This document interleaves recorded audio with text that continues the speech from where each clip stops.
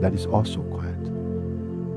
If I say try and focus on being quiet, then it's effort to be quiet. It's not quite the true quiet. But if I say you can allow the noise, the movement, but don't identify, then it's easier. Then you don't have to do silence.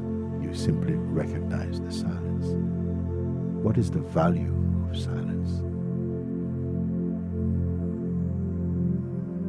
Silence is the mirror to your own being.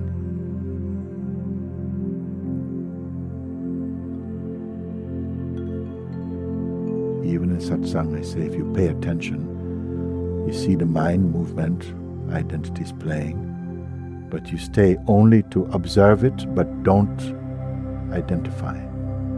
This is powerful exercise for everyone.